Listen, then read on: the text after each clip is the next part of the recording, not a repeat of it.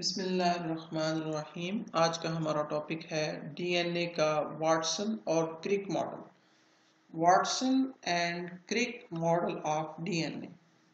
अभी कौन सा मॉडल है डीएनए का? डीएनए के बारे में तो आप जानते हैं, डीएनए क्रोमोसोम्स के अंदर पाए जाते हैं और प्रोटीन्स के बने होते हैं। लेकिन डीएनए का एक मॉडल पेश किया गया था दो साइंटिस्ट से, वाटसन एंड क्रिक साइंटिस्ट थे। उन्होंने डीएनए का एक मॉडल पेश किया था।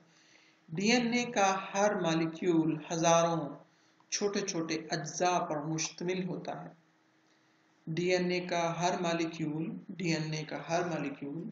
हजारों छोटे छोटे अज्जा पर मुश्तमिल होता है, जिन्हें न्यूक्लियोटाइड्स कहते हैं। तो डीएनए किस चीज का बना होता है? न्यूक्लियोटाइड्स का।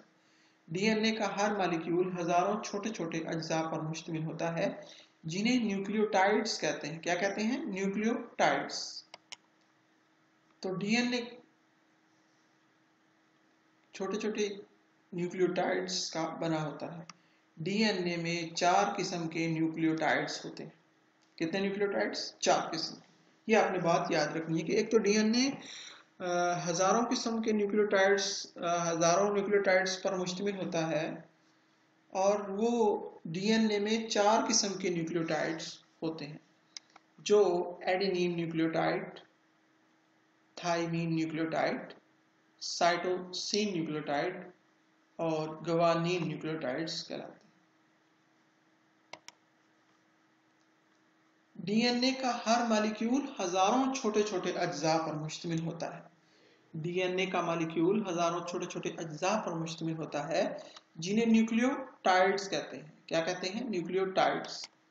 डीएनए में 4 किस्म के न्यूक्लियोटाइड्स होते हैं, जो कि adenine nucleotide, thymine nucleotide, cytosine nucleotide, guanine nucleotide. 4 किस्म के न्यूक्लियोटाइड्स पाए जाते हैं। Adenine nucleotide, thymine nucleotide, cytosine nucleotide, guanine nucleotide.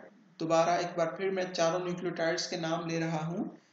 Adenine nucleotide number 1, thymine nucleotide number 2, cytosine nucleotide number 3, number 4 guanine nucleotide कहलाते हैं। एडेनिन न्यूक्लियोटाइड को A, thymine nucleotide को T, cytosine nucleotide को सी और ग्वानिन न्यूक्लियोटाइड को जी से जाहिर किया जाता है। ये आप अलामात नोट फरमा लें।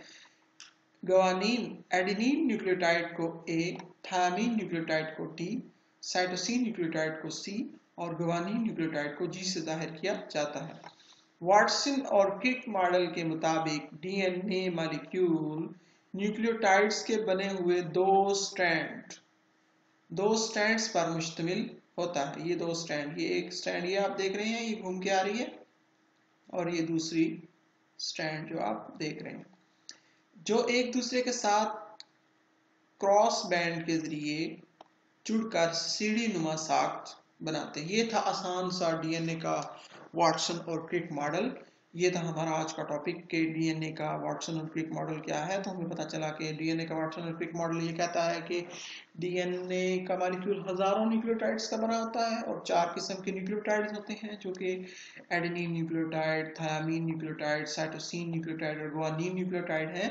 और डीएनए का मॉलिक्यूल्स न्यूक्लियोटाइड्स के 2 स्ट्रैंड्स पर मुश्तमिल होता है, और दोनों आपस में इस तरह जुड़ी होती हैं कि एक सीढ़ी नुमा साख बन जाती है। ये था हमारा आज का टॉपिक, डीएनए का वाटसन और क्रिक मॉडल। ये जो आप डायग्राम देख रहे हैं, ये डीएनए का वाटसन और क्रिक मॉडल की तस्वीर आप देख रहे हैं।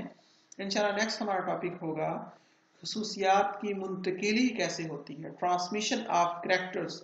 ये जो खुसूसियात वालिदैन से बच्चों में मुंतकिल होती हैं, वो कैसे मुंतकिल होती हैं, खुसूसियात की मुंतकिली हमारा नेक्स्ट टॉपिक होगा। आपके देखने का शुक्रिया।